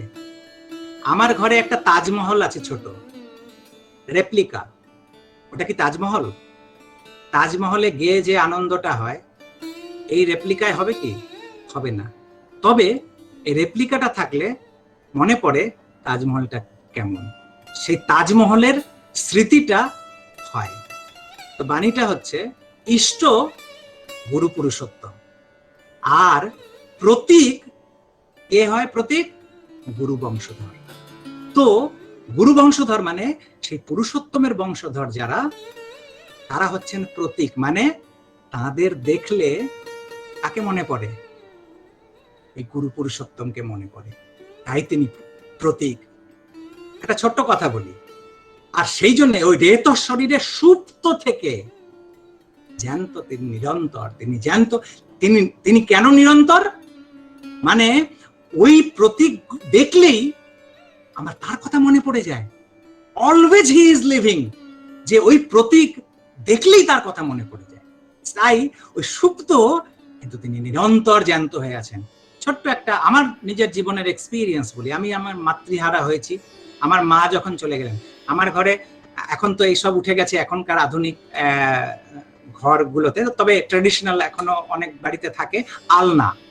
তো আমার ঘরে আলনা ছিল, সেই আলনার উপরে কাপড় রাখা হতো, কাপড় রাখা। তো আমার মা যখন চলে গেলেন, গত হলেন, তো সেই আলনার উপরে তো সবার কাপড় থাকতো, মার শাড়ি এগুলো থাকতো। একটা শাড়ি ছিল যেটা মা তার আগের দিন ছেড়েছিলেন। আমি জানি না এই ব্যাপারটা আমার বাড়ির মানুষও হয়তো অনেকে জানে না, কারণ এটা আমার ভীষণভাবে পার্সোনাল ব্যাপার ছিল। তো ওই আলনাতে শাড়িটা ছিল। তো মার যেহেতু ওটা সদ্য ছাড়া শাড়ি, মানে ধোয়া রাখা, তো গন্ধ তো থাকে, মায়ের গন্ধ থাকে কিন্তু কাপড়ে। প্রত্যেকটা মানুষের একটা নিজস্ব একটা ফ্র্যাগ্রেন্স আছে তার শরীরের। তো আমার মায়ের যে একটা গন্ধ ছিল, তার সুবাস ছিল সেটাতে। তো আমি মাকে যখন পেতাম না, মা চলে গেছেন, আমি মাঝে মাঝে এসেই না এদিক ওদিক থেকে এসে ওই শাড়িটা শুঁকতাম। আমি ওই ঘ্রাণটা নিতাম। কেন নিতাম? ওই শাড়ি কি মা ছিল? ওই শাড়িটা মা না। ওই শাড়িতে ওই সুবাসটা পেলে, মায়ের সুবাস পেতাম, গন্ধ পেতাম, তখন মায়ের সাথে যে আমার জীবনটা, বা আমার মা যেমন যেমন, সেই স্মৃতিটা আমার ভেতরে জাগ্রত হতো। আর সেই বিরহটা খারাপ লাগতো, কিন্তু একটা জায়গায় ভালো লাগতো। ওটা আমার সত্যি বারবার করে মনে হতো। এই যে ভালো লাগাটা, তার মানে ওটা একটা প্রতীক। ওইটা, ওই শাড়িটা শুকলে বা শাড়িটা দেখলে, আমি ওই শাড়িটা সরাতে দিই, বহুদিন ওই আলনার উপরে শাড়িটা থেকে গেছে। সেই রকমই এই আমরা ঠাকুরকে, এখন যারা ঠাকুরকে পান নাই, যারা ঠাকুরকে দেখেননি, যারা, তো দুর্ভাগাই তো। যারা ঠাকুরকে জীবদ্দশায় পেয়েছেন মহা সৌভাগ্যবান। আমরা যারা ঠাকুরকে দেখিনি, যারা পাইনি জীবদ্দশায়, আমরা কাদের মাধ্যমে পেয়েছি? যারা, আমি ছোটবেলার থেকে যেরকম যাদের হাত ধরে, যাদের কানমোলা খেয়ে, যাদের শাসনে বড় হয়েছি, তারা প্রত্যেকে সেই পরম পবিত্র তনুর সুবাস পেয়েছেন, সেই পবিত্র তনুর স্পর্শ করেছেন। সেই সমস্ত হাত ধরেই আমি হাঁটা শিখেছি, বড় হয়েছি। সেই সব মানুষের দ্বারা যতটুকু, কিন্তু সেই তো দুর্ভাগ্যই যে ফার্স্ট হ্যান্ড কখনোই পায় নাই। তো এইরকম যারা এরকম আছেন, আর সেই হিসেবে সেই রক্তধারা যার মধ্যে আছে, সেটার মধ্যে তো আরো ভালোভাবে প্রকট। তার মানে আমার একটা, ধরো কারোর সাথে খুব বন্ধুত্ব, আমার এক বন্ধু, সেই বন্ধু হয়তো কোনো একটা সময় আর এই পৃথিবীতে নাই, আমার সাথে তার প্রাণের সখা আর কি বলতে গেলে সে আমার ছিল, আর আমি তাকে পাই না, খুব কষ্ট যে সে চলে গেল। হঠাৎ একদিন কোনো একটা জায়গায় একটা ছেলে ছোট্টকে দেখলাম, কেউ আমাকে বলল, আয় জানিস এটা ওর ছেলে। হ্যাঁ, এটা ওর ছেলে? হ্যাঁ, দেখি দেখি দেখি, ওটাকে জড়িয়ে ধরলাম। সত্যি তো, একদম চোখটা ওরকম, একদম মুখটা ওরকম, কথাটা বলছে দেখ একদম একদম ওর মতন লাগছে। এই যে আমার এত ভালো লেগে গেল ওকে, ওর প্রতি এত টান হয়ে গেল, ওর সাথে ওর সঙ্গ, ওকে কোলে নেওয়া, সবকিছু করছি, বারবার ওর কাছে যাচ্ছি। কেন? আমার ওই বন্ধুর স্মৃতিটা জাগ্রত হয়ে উঠছে আমার ভেতরে। তার মানে আমার আসল তৃপ্তিটা কিন্তু সেই বন্ধুকে পাওয়া, এটা তো একটা মাধ্যম। তো সেইরকম ভাবে, এইরকম ভাবে বহু কিছু আছেন যারা আমাদের জীবনে, একটু আগেই আমরা আলোচনাও করছিলাম যে প্রিয়কে যারা ভালোবাসে তাকেও আমরা ভালোবেসে ফেলি, যার যার মাধ্যমে আমরা সেই প্রিয়কে পাই। আমি নিজের জীবনের অভিজ্ঞতা আমি বহু জায়গায় বলেছি। আমার জন্ম এই মাটিতে, এখানে আমি অনেক মানুষকে বলি, বহু মানুষ ঠাকুরবাড়িতে আসেন, ঠাকুরবাড়িতে আসেন, তারা কি এটা হয়তো একটু হার্ড কথা হয়ে যাবে, একটু শক্ত কথা হয়ে যাবে, বাট আমি বহু মানুষ আসেন একটু বনে জঙ্গলে পাহাড় পর্বতে ঘুরে একটু মুড়ি চানাচুর চপ মুড়ি এসব খেয়ে পেয়ে এদিক ওদিক করে ওই ঠাকুর বাড়িতে হয়তো 2 মিনিট 5 মিনিট 10 মিনিট প্রার্থনা হলো, সৎসঙ্গ হলো, ওইটুকু বসে তারপরে যে যার মতন বনে জঙ্গলে ঘোরেন। দাদার কাছে হয়তো যতক্ষণ সুযোগ পেলেন ততটুকুও বসলেন, বা হয়তো সেটাও হয় না কখনো, কেননা সময় নাই, ওইটুকুর মধ্যে এত কিছু করে নিতে হবে, এই পাহাড় ওই পাহাড়ও দেখে নিতে হবে, আর এসব খেয়ে নিতে হবে। আনন্দবাজারেও খাওয়ার সবার সময় নেই, কেননা এদিক ওদিক মুড়ি চপ খেয়ে, আজকালকার তো আবার ফাস্ট ফুড গুলো বেরিয়ে গেছে, এসব খেয়ে পেট ভরে গেছে। আমি বললাম যে আরে থাক, আজকে আর আনন্দবাজারে খাবো না, এসব অনেক কিছু করি। আর এতে হয় কি, এই সব জিনিসগুলো করি, তাতে কি হয় কখনো ভেবে দেখেছি? এই জায়গায় আমরা যে এসে নিঃশ্বাস নিচ্ছি, এই যে নিঃশ্বাস নিচ্ছি, এই জায়গায় সৃষ্টিকর্তা তিনি তার নিঃশ্বাস ছেড়েছেন। আমি যেটা ইনহেল করছি, অ্যাকচুয়ালি তার এক্সহেল করা ওই এয়ার আমরা নিচ্ছি। কখনো ভেবে দেখেছি যে আমি যেই নিঃশ্বাস এই পরিবেশে এসে নিলাম, পরম পিতা সেই নিঃশ্বাসটা ছেড়েছিলেন। আমার এখনো বলছি, আমার গুজবাম্পস হচ্ছে, এটা জাস্ট বলে, আমি জানি না ফিল করতে পারবো কি পারি না, কিন্তু জাস্ট এটুকু বলে যে ঠাকুর নিঃশ্বাস ছেড়েছেন, সেই হাওয়াটা আমি নিতে পারলাম। আমি যেখান দিয়ে হেঁটেছি, আমি কি জানি সেখান দিয়ে ঠাকুর হেঁটে গেছেন? আমি যে গাছের নিচে দাঁড়িয়ে আছি, আমি কি জানি এক সময় আমার সেই প্রিয় মানুষ, সেই প্রিয় পরম এই গাছের তলায় বসেছিলেন? আমি কি জানি ঠাকুর ওই ঘরে কেমন ভাবে বসেছিলেন, কোথায় ছিলেন? এই আনাচে কানাচে তীর্থ কি এমনি এমনি? প্রত্যেকটা কণা, এটা তো প্রতীক, তো আমি বলছি জীবন্ত তার বংশধর, সেটা ছাড়া আমি বলছি ভেবে দেখেন তো, তাদের সঙ্গত তো মানুষ পাই সেই সংস্পর্শ, সেই প্রিয় পরমের আভাস। কিন্তু আমি এই যে জিনিসগুলো বলছি, এইগুলোর স্পর্শ কখনো নেয়ার চেষ্টা করেছি? আনন্দবাজারে তার প্রসাদ 3 দিন হয়তো থাকার সময় পেয়েছি, কি 2 দিন থাকার সময় পেয়েছি, পেট খালি রেখে ওই অমৃত ভরিনি কেন আমার এই শরীর আর মনের মধ্যে? হাবি জাবি খেয়েছি কেন? এটা মনে হয় না যে কত বড় একটা খাঁকতি রেখে দিয়ে গেছি, যে ওই আনন্দবাজারে যতই অন্য প্রলোভন দেয়া আমার কাছে খাবার দিক না কেন, খাবো না। ঠাকুর বাড়ি এসেছি, 2 দিন হলেও ঠাকুরের সেই প্রসাদটা দিয়ে আমি ভরবো মন। ওইটাও একটা ভঞ্জন ক্রিয়া শরীর মনের উপরে করে। আমার নিজের কথা বলছি, আমি এই জন্য এই কথাগুলো টানলাম, যে আমার মতন মানুষ যে এই মাটিতে এখানেই জন্ম, সমস্ত জীবন এই জায়গাটায় আমার কাটছে বা কাটবে, তো সেই জায়গাটায় আমি বলছি আমার জীবনে কি পরিবর্তন হতে পারে একটা ছোট্ট ঘটনায়। কি ঘটনা? আমি, আপনারা জানেন বড়মা প্রণাম যেখানে করে, সেই বড়মা প্রণাম করার জায়গাটায় আমি একটা ঘটনা পড়লাম, জানলাম, শুনলাম। ঘটনাটা কি, একজন তার স্মৃতি লেখা লিখছেন যে তিনি তখন ইয়াং বা যেই বয়সী হোক, তিনি ওখানে গেছেন, বড়মার দিকে যেদিকে প্রণাম হয় 3খানা জানলা, একটা লম্বা দরজা, এখন গ্রিল লাগানো আছে, আগে ওই গ্রিল লাগানো ছিল না।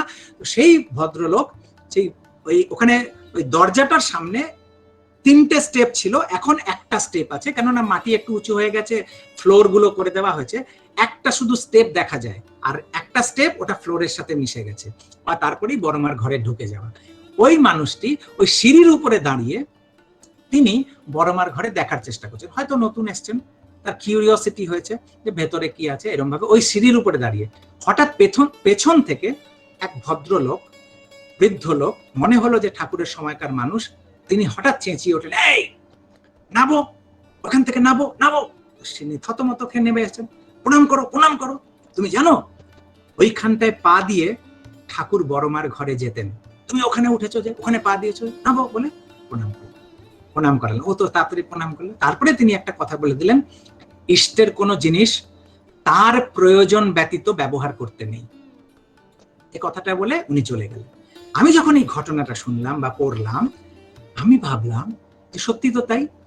মনে প্রশ্ন জাগতে পারে, ওই সিঁড়িতে উঠেই তো মানুষ বড়মার ঘরে যায়, কেননা ওই সিঁড়িতে পা না দিলে বড়মার ঘরে ঢুকবে কি করে? তাহলে এই কথা তার বলার কি উদ্দেশ্য?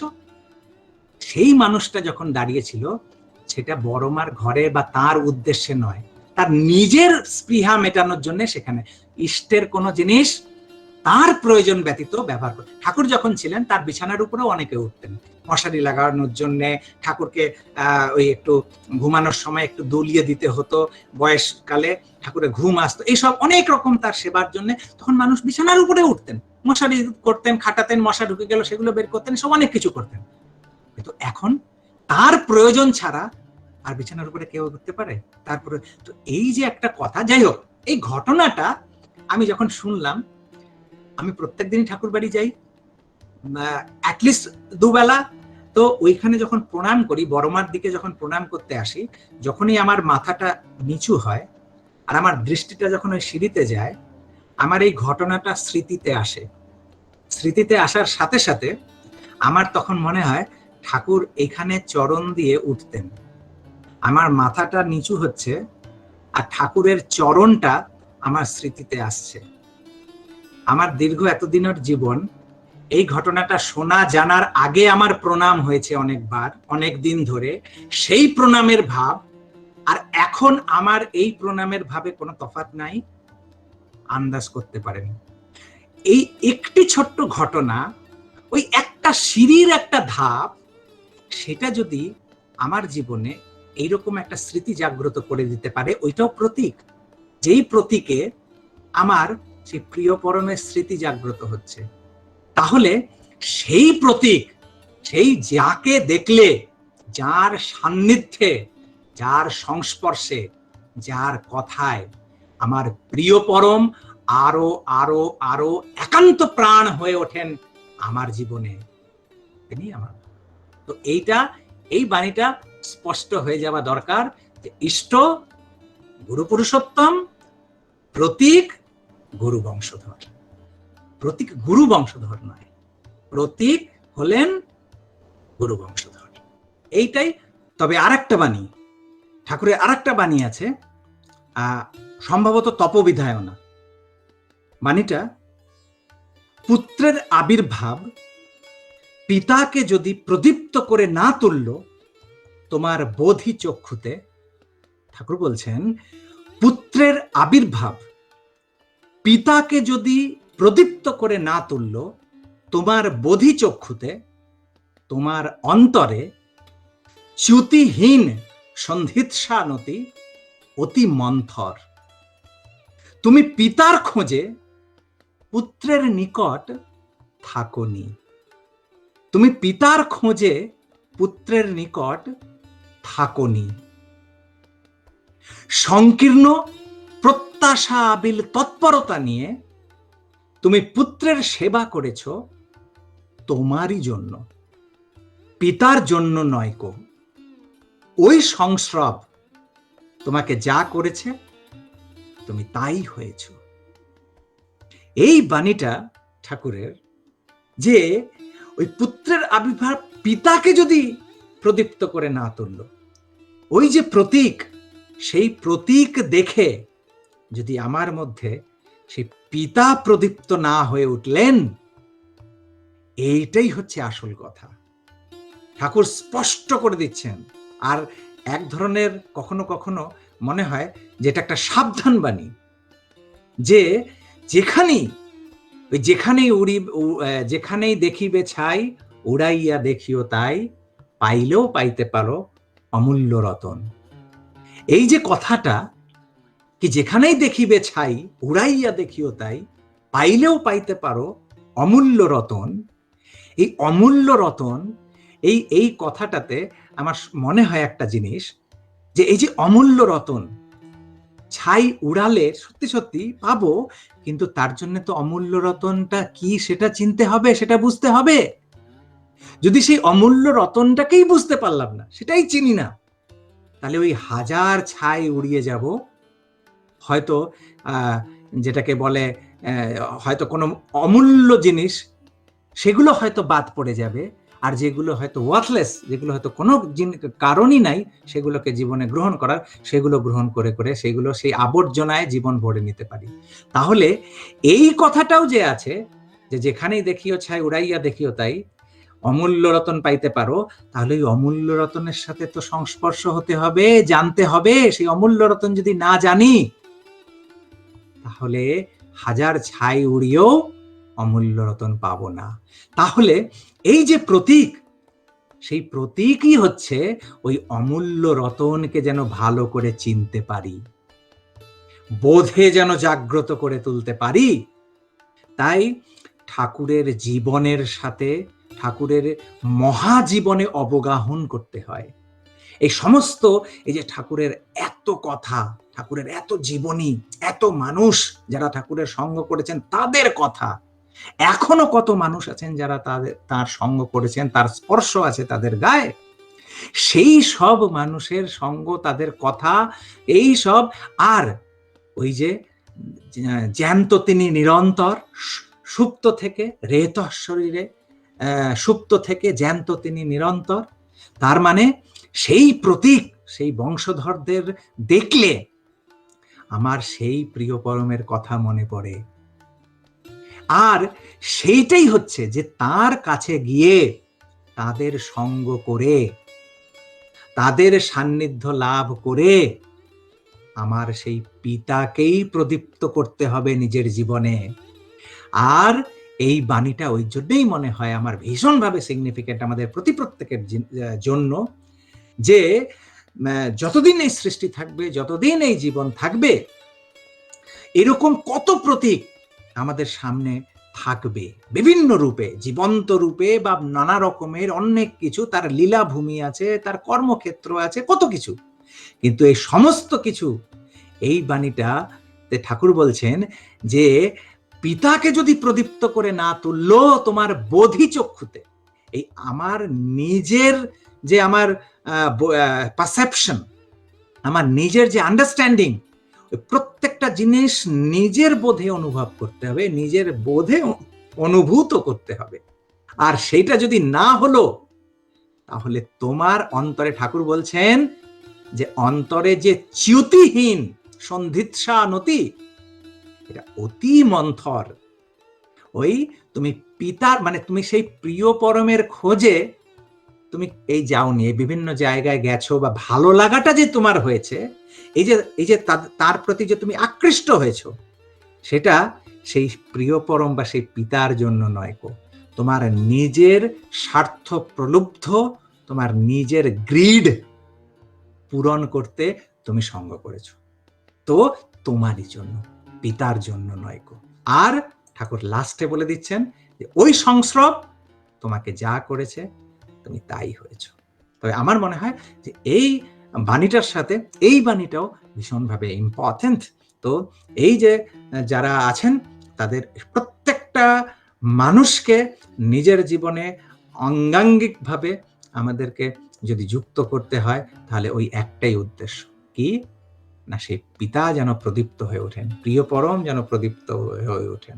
তো যাই হোক, এইটাই আমার মনে হয় মূল কথা এই বাণীটার, যে ওই জ্যান্ত তিনি নিরন্তর, যে তার মধ্যে তাকে দেখলে, তার সংস্পর্শে, তাদের সংস্পর্শে তাদেরকে দেখলে আমাদের সেই স্মৃতি জাগ্রত হয়। আর এই স্মৃতি জাগ্রতটাও একটা ব্যাপার আছে, যে আমরা যদি ঠাকুরের সাথে যুক্ত না হই, আমরা যদি ঠাকুরের ব্যাপারগুলোর সাথে অ্যাকোয়েন্টেড না হই, তার জীবনীগুলো, তার জীবনের সাথে সমস্তভাবে ওতপ্রোতভাবে যদি জড়িত না করি, নিজেকে যুক্ত না করি, বা ওই সেই মহাজীবনে অবগাহন না করি, সেই আভাসও পাবো না। সেই যে একটা যেটাকে বলে একটা থ্রিল, সেন্সেশন, সেটাও পাবো না। যতই সামনে প্রতীক থাকুক না কেন সেটা পাবো না। সেই জন্যে অবশ্য করণীয় যে ওই ঠাকুরের সেই মহাজীবনে অবগাহন করতে হবে, তার কথাগুলো, তার হাসি কান্না, তার বেদনা সব কিছু জানতে হবে, বুঝতে হবে। আর তখন ওই যত্র যত্র নেত্র করে তত্র তত্র কৃষ্ণ ফুরে, এই কথাটা তখন সার্থক হয়ে উঠবে। যে যেখানে যেখানে তার স্মৃতি আছে, যেখানে যেখানে তার সেন্সেশন আছে, স্পর্শ আছে, সেইগুলো আমার হৃদয়কে উদ্বেলিত করে তুলবে, আমার জীবনকে আন্দোলিত করে তুলবে। আর সেই ইয়ে নিয়েই আমি চলবো। তো এইটাই হচ্ছে মূল কথা। আমার মনে হয় যে হয়তো কিছুটা স্পষ্ট করতে পেরেছি। যাই হোক, এই কথা